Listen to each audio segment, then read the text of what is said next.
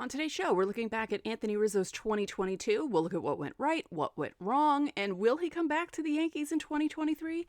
Who knows? Plus, Hal Steinbrenner is putting it out there that the Yankees want to win a championship. Whatever you say, Hal. All that and more is coming up on a brand new Locked On Yankees.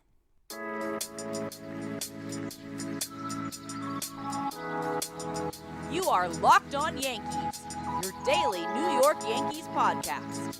Part of the Locked On Podcast Network, your team every day.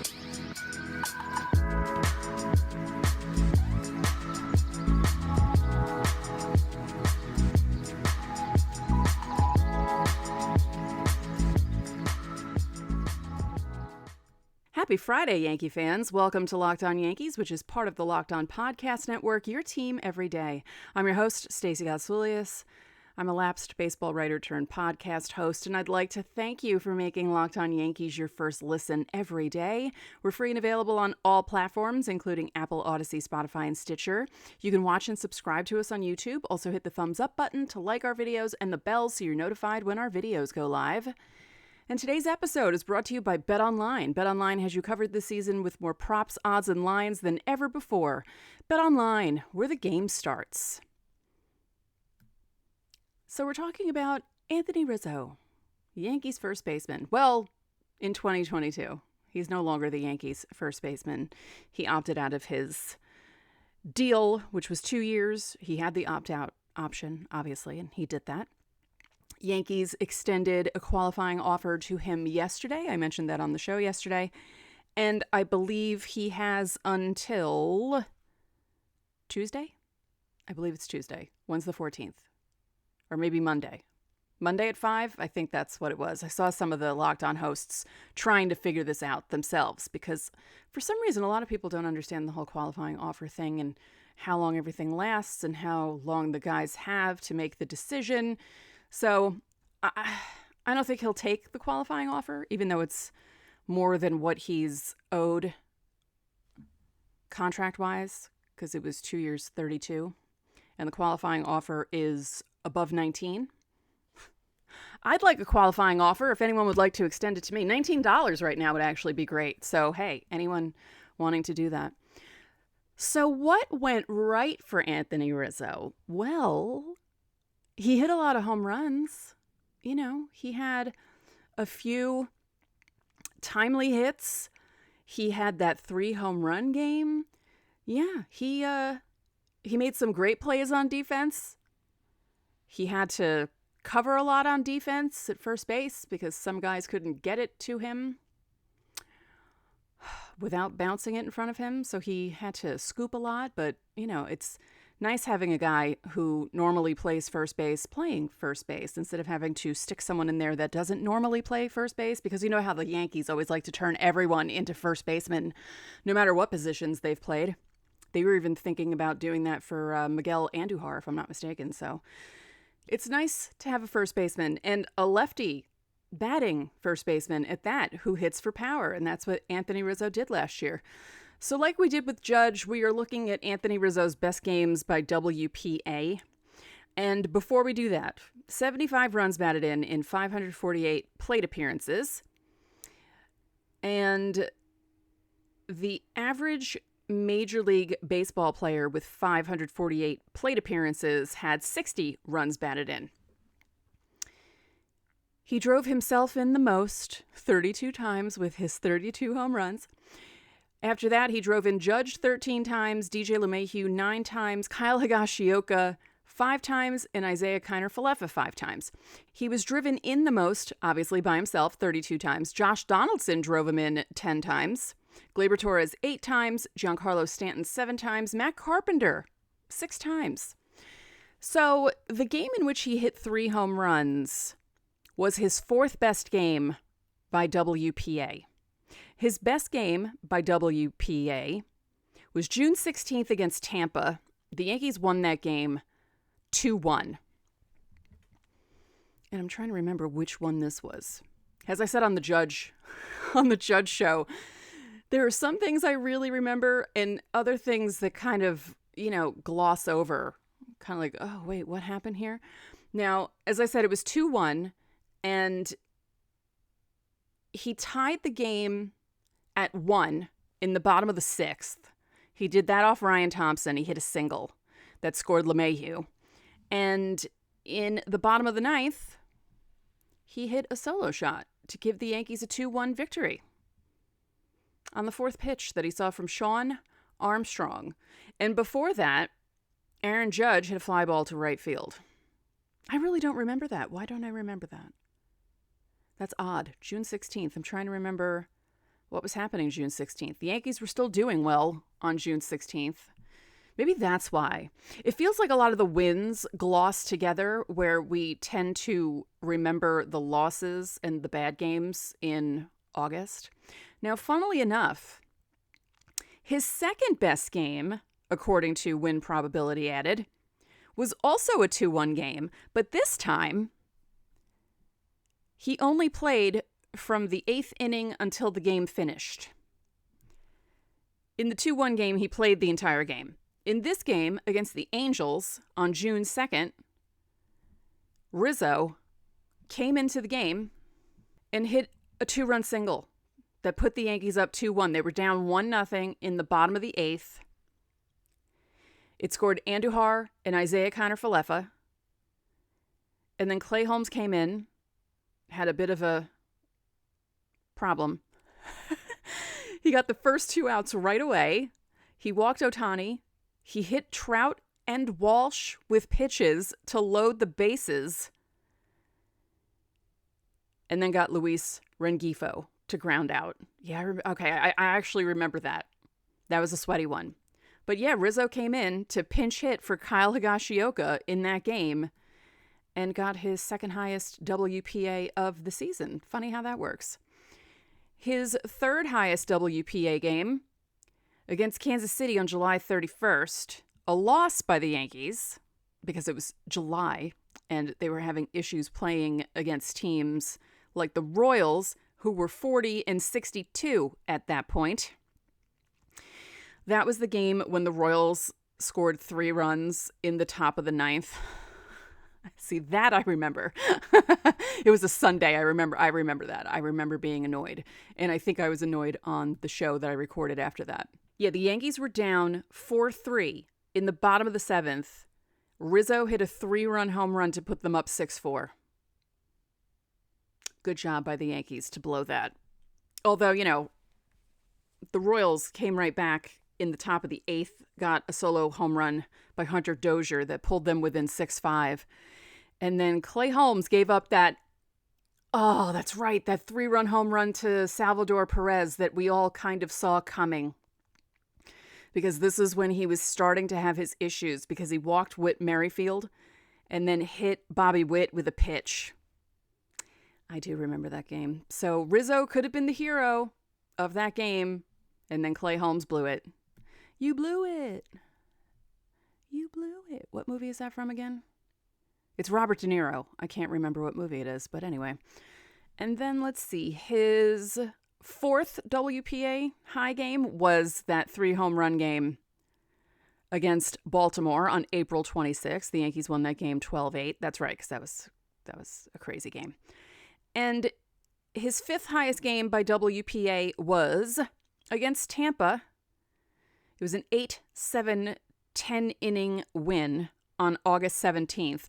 All of the games in which Anthony Rizzo, really contributed to the game and, either really helped the Yankees win or could have helped the Yankees win had it not been for the bullpen, all happened at home. None of them were on the road. That was the one where Josh Donaldson hit the walk-off grand slam against Jalen Beeks and the Rays.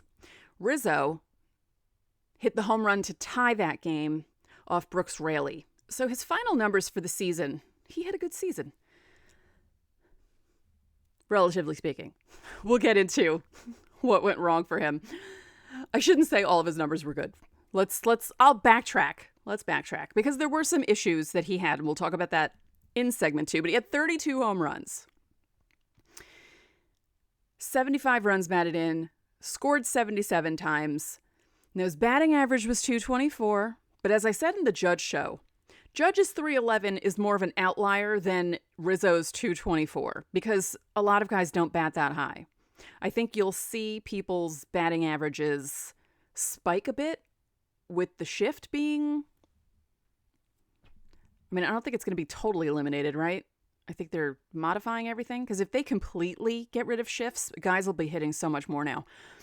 And his OBP was 338, slugging 480. And his OPS plus was 131. Remember, Judge's was 211. That's how much better Aaron Judge was than everyone else in the league. In a moment, we'll discuss what went wrong with Anthony Rizzo in 2022. And some of it wasn't entirely his fault. And we'll discuss that in a moment. But first... BetOnline is your number one source for sports betting info, stats, news, and analysis. Get the latest odds and trends for every professional and amateur league out there. From football to basketball to soccer and esports, we've got it all at betonline.net. And if you love sports podcasts, you can find those at BetOnline as well. We're always the fastest and easiest way to get your betting fix. Head to the website today or use your mobile device to learn more. I don't know if I would bet on, the Knicks to do well this year. Although if you bet on the Rangers scoring 8 goals against the Red Wings, you would have done really well the other night. So again, head to the website today or use your mobile device to learn more. Bet online, where the game starts. Thank you for making Locked On Yankees your first listen. For your next listen, check out the Locked On Sports Today podcast. The biggest stories of the day, plus instant reactions, big game recaps, and the take of the day. Available on the Odyssey app, YouTube, or wherever you get your podcasts. Now, what went wrong with Anthony Rizzo in 2022? Well, his back gave him issues in 2022. His back affected him a few times, and really affected him toward the end of the season. And as someone who has had back problems since they were in college, anytime you hear back with any kind of athlete, you get worried because that's a very big body part to have pain in, no matter what part of the back it is, if it's upper or lower. My issues are lower back, which, it's just been like that for 25 years at this point. So for Rizzo, it wasn't just his back that was giving him problems. It was the epidural that they gave him while he was injured with the back problem that started giving him headaches, which is frightening to think about. I've never had an epidural. I've had a cortisone shot, and I've had a cortisone flare shoot down my leg, which was the worst pain I've ever felt in my entire life. And I'm actually surprised that people in Connecticut didn't hear me screaming when it happened. But I can't imagine how bad the headache from an epidural has to be in order for the team to put you on the IL. Because that's really what put him on the IL. They were trying to do things to make it so he didn't have to go on the IL from the back issue, and they were just sitting him out and trying some treatments. And then the epidural headaches started. And that was a very strange time for the Yankees. That was in September. Absolute worst time for the Yankees to have an issue like this. It was September 6th when the Yankees revealed that the IL stint wasn't really because of his back. It was because of the headaches and that he was under doctor's orders to rest. But he had had issues with the back a couple of times this season. And, the Yankees would have been in deep trouble if they didn't have Anthony Rizzo's 32 home runs. And, he got injured. They put him on the IL around the same time that Benintendi got that weird hamate injury, from the bone that grew back in his hand because the doctor never took it out during the original surgery. I said this the other day on the show, but how does that happen? How does that happen? And then Rizzo came back, and he did some things when he came back. He actually, I think, didn't he got a big hit the first game he was back, but he just wasn't really the same. And I was terrified the whole time, heading into the playoffs, that something else would happen to his back. Because again, I'm a veteran of back injuries. And honestly, you hurt your back once and you're pretty much in trouble for the rest of your life. There's a chance of you re-aggravating it all the time. It's like once you do it, there's no going back. It's really an odd injury to have. So for Rizzo, it was really the back injury that was bad for him. Yes, the .224 batting average isn't great, but the 32 home runs really helped the Yankees. And having him in the clubhouse really helped the Yankees, having his veteran presence that they always talk about. And seeing how close he was with Judge, which kind of worries me slightly. And I mentioned this during the Judge show, that I'm afraid if Judge goes somewhere, Rizzo will be like, well, I'm going to go somewhere. I'm not going to stay here if my boy Judge isn't here, because as I told you all the other day, their smush name is Jizzo, because they have sort of a bromance going on, and lots of pictures of Anthony Rizzo and Aaron Judge together in the dugout. Yeah. Now, since we looked at the best games by WPA, let's look at the worst games by WPA, since we're talking about bad stuff. So let's do it. June 10th against Chicago. They won that game. That was that 13-inning crazy game. Right. Luis Severino pitched really well, and the Yankees just could not do anything against the Cubs. Was it a Friday night? I think it was a Friday night game. Yep. See, you do remember some things. It was 4 hours, 16 minutes. It was just, and even with the extra inning guy on second rule, neither the Yankees nor Cubs could get anything done until the 13th inning. I don't know why his WPA is so bad in this game. Jose Trevino is the one that walked off in that game. He hit a single in the game that was never ending. It's kind of funny. Rizzo's two worst games by WPA were wins by the Yankees, and both of them were extra inning wins at home. So they walked off. And that one against the Cubs in June, and then September 22nd against Boston, they won 5-4. And let's see. He was 0 for 3 with a walk. But it doesn't look like he did anything really terrible. But his WPA in that June 10th game was negative 0.279. And on the 22nd of September, and on May 4th against Toronto in a 2-1 loss, his WPA for both the games, Boston and Toronto, minus 0.224. Interesting. It's kind of funny looking at all these scores. The Yankees lost a lot of one-run games.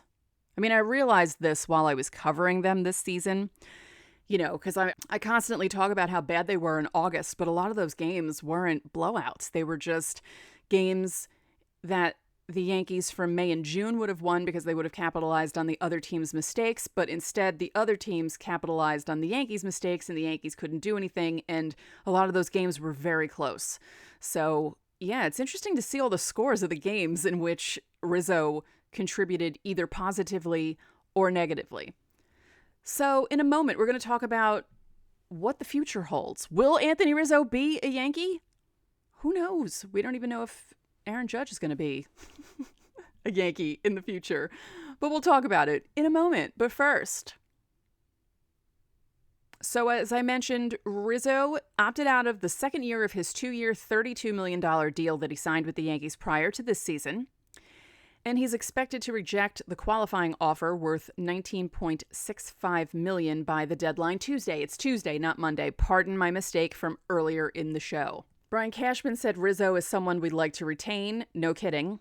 But there could be a lot of teams going after Rizzo, because other than Aaron Judge, Rizzo finished second on the team with home runs, OPS plus, and a slugging percentage. Obviously, the slugging percentage obviously was higher with all the home runs and doubles that Judge hit in 2022. And his 32 home runs were a career high. He tied for a career high. I forgot to mention that earlier. I did have that note written there, and I completely just spaced over it, so I apologize. But You know, the Yankees aren't the only team that can use a left-handed power hitter who plays a solid enough first base to keep putting him out there. Because, as I said, you know, you sometimes see the Yankees try and put guys out there who don't play first base and try to convert them into a first baseman. Rizzo knows how to play first base. And he saved a few of the Yankees' middle infielders on some crazy plays. He did make some mistakes himself, but they weren't. Let's just say watching Anthony Rizzo play first base was better than watching the Yankees starting shortstop for most of the season. We'll talk more about that on his show. Now, funnily enough, one of the teams who's in need of a first baseman right now is Houston. That would kill me. Oh no, don't go to Houston. That would just be really bad. No, Anthony Rizzo, don't do it. And Brandon Belt is a free agent. And as I mentioned, the Giants are the team that everyone thinks Aaron Judge might go to because of hometown, and they might be throwing all the money at him that they can. And with Brandon Belt as a free agent, it's possible that the Giants could go after Rizzo. Jizzo could be going to the Giants. That would be something. So in the playoffs, Rizzo and Bader were the only Yankees to provide any offense, which is true. Rizzo finished with a .984 OPS in 9 playoff games, and Bader, who had an unbelievable playoff run for the Yankees, his OPS was .1262. Yeah. And if Rizzo can stay healthy next season, you know, if the back problems subside or, you know, if he doesn't tweak anything bad, that whole banning of the shift might help him too, along with half the league. Actually, more than half the league. According to Baseball Savant, Rizzo faced a shift 82.6% of the time that he was up to bat. And on the Yankees, only Aaron Hicks saw it more, 92.6% from the left side. Joey Gallo also saw more shifts than Rizzo, and Matt Carpenter. So if the Yankees can't re-sign Rizzo, it's possible that you might see DJ LeMahieu at first, which isn't a terrible option. DJ LeMahieu can play third, he can play second, he can play first. But with his injury issues as well, I don't know if we want to risk that because, you know, at first you got to be kind of limber. You always see those plays with G-Man Choi doing like splits for the Rays. Excuse me, he's now with the Pirates. They just traded him. Garrett Cole, if you heard someone celebrating yesterday, it was Garrett Cole when he found out G-Man Choi was going to Pittsburgh. So if the Yankees can't retain Rizzo, it's possible you'll see DJ LeMahieu at first base. Again, not terrible, but he also needs to stay healthy. And that's the key for Rizzo as well. No matter where he signs, he just needs to hope that his back doesn't start bothering him again. But, you know, it's tough because Rizzo is on the wrong side of 30. He just turned 33 this season, so he'll be turning 34 in August of 2023. And it gets more difficult to play some of these positions as you get older. It's just the passage of time. My prediction, I don't have a prediction. I would like for Anthony Rizzo to come back. I like him for all the reasons I stated earlier. I like him for his offense, obviously, because the Yankees need all the left-handed power they can muster. I like his defense enough. He doesn't make that many mistakes. And when he does, sometimes it's not even his fault. And he plays first base well enough for the Yankees right now. And I like his presence in the dugout and the clubhouse. He's a leader on that team, along with Judge. And it would be a very big loss if the Yankees lost Rizzo or Judge or Rizzo and Judge. And let's not think about that because let's have a good weekend, everyone. Let's not think about the Yankees losing those two guys. So, what went right for Anthony Rizzo? His 32 home runs and his positive contributions to the Yankees. What went wrong? His back. And will he come back? I don't know, but I want him to. And hot stove season is starting soon, and clips came out from the Yankees hot stove. I guess it's going to be starting soon, like the show that they have running on Yes. And Meredith Morakovitz was interviewing Hal Steinbrenner, and he emphatically said, "Our goal is always to win a championship." If your goal is to always win a championship, you need to give Aaron Judge as much money as he wants. Hal, just give it to him. Just give it to him. So that's it for this episode of Locked On Yankees, which is part of the Locked On Podcast Network, your team every day. Remember, you can listen to the show in Apple Podcasts, Google Podcasts, Odyssey, Spotify, Stitcher, or anywhere else you get your podcast. You can watch and subscribe to us on YouTube. Again, hit the thumbs up button, comment on YouTube, and click the bell so you know when our videos go live. I'd like to thank you once again for making Locked On Yankees your first listen today. For your second listen today, check out the Locked On Sports Today podcast. From the games that matter the most to the biggest stories in sports, go beyond the scoreboard and behind the scenes with local experts and insights only Locked On can provide. Locked On Sports Today, available on this app, YouTube, or wherever you get your podcasts. One more thing, if you could be so kind, please rate the podcast and spread the word about this podcast to your fellow Yankee fans. We would really appreciate it. So enjoy your weekend, and I will talk to you all on Monday.